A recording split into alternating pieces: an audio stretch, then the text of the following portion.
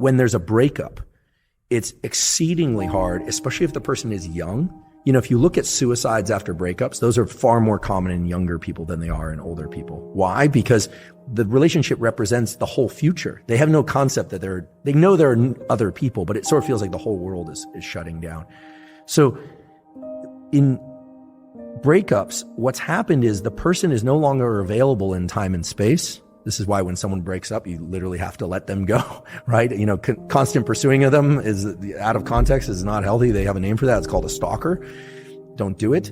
But it's almost as if the brain has to think that the person is gone in time and space. This has become much harder with social media, right? Because people can check up on people. They can hear from people. In the old days, like when I was growing up, you just like took the phone off the hook, or you diverted your attention. Now we are constantly renewing that the person is still there. And so love and the loss of love and the death grief are virtually identical. It's that motivational state. And this is why it's so hard to not reach out to somebody that you really miss and want back.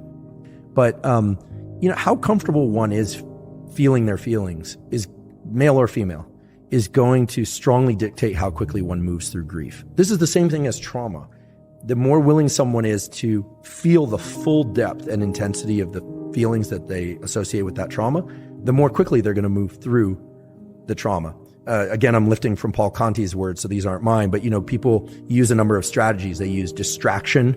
They use states like, they sublimate to things like anger, and avoidance of various kinds in order to not feel the traumatic feelings or not feel the breakup. People will, you know, try and self-soothe with alcohol, or try and self-soothe with multiple new partners, or whatever it happens to be. It doesn't work. It just extends it, because this map of space, time, and closeness needs to be fractured. And the only way to do that is for the brain to have to confront the reality, which is that whether by death or by breakup, they are no longer available. It's like the food on the other side of that wall is gone. It's just not there anymore.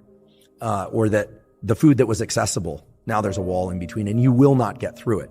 And you know, you can see this actually in animal studies that are kind of hard. They're actually very hard to watch. You'll see the animal perseverate, literally damage its own body trying to get through a barrier to something it's highly motivated to see. People do that post-breakup. They usually do that by talking to everybody about the breakup, which is its own form of perseverating on the motivation. What did I do? What did I do wrong? This and that. And some of that analysis is healthy. Some of it's not. Now, why would one group be more, let's just say, effective at dealing with breakups? It's probably the ability to really feel the full intensity of how sad it is and be able to confront that. And here I'm a male. I've only ever lived in a male body. So all I can tell you is that I think from a very early age, there's an ability that, at least I'm sure it transcends to women too, or extends to women too, but learning to pack down feelings, right? And so when are we really talking about when we're talking about pack down feelings? I'm not a psychologist, but what we learn is top-down control, forebrain to autonomic control. It's the same thing like, I don't want to jump off the high dive, or I don't want to do this public speaking, but I'm going to kind of like, I'm just going to force myself. I'm going to David Goggins it, right? Grief is an autonomic state. We say it has valence, it has negative valence, but it's high levels of autonomic arousal with a negative connotation, because you can be high levels of autonomic arousal with happiness, right? You can be very alert and aroused and happy, very alert and aroused and sad. It's very alert and aroused and sad, and yet we learn how to tamp that down. What is tamping down? It's reducing our heart rate. It's going to work each day, being a functional human being. You know, there's a lot of that, rather than allowing ourselves to, you know, sob uncontrollably into a pillow.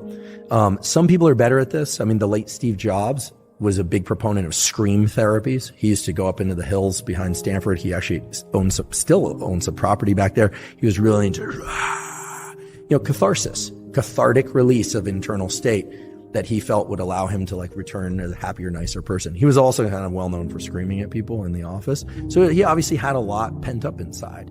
So I think the better that we can lean into the emotional states that we fear the most, but in a controlled way where we're not harming ourselves or other people, the better. The more that we try and avoid that, and we try and sublimate, or just, and I've done this, so I'm speaking from experience, I would use the anger or the sadness from an experience to just work 10 times longer, 10 times harder. to just get that much more focus. You're taking that autonomic arousal, that narrow aperture and that energy, and you're putting it onto something that moves your life forward. So in some cases that's good because you still need to function. But it can give you here I'll just say, it gave me the illusion that I was working through something because you get all the accoutrements and rewards of hard work. But what you don't do is remap that space-time closeness map. And then I guarantee you find yourself 5 or 10 years later wondering why you're so exhausted or why certain things in life aren't going well. And it's because when they say you haven't dealt with the loss, you never actually allowed yourself to feel the feelings. But once you do, it's like a valve, it releases.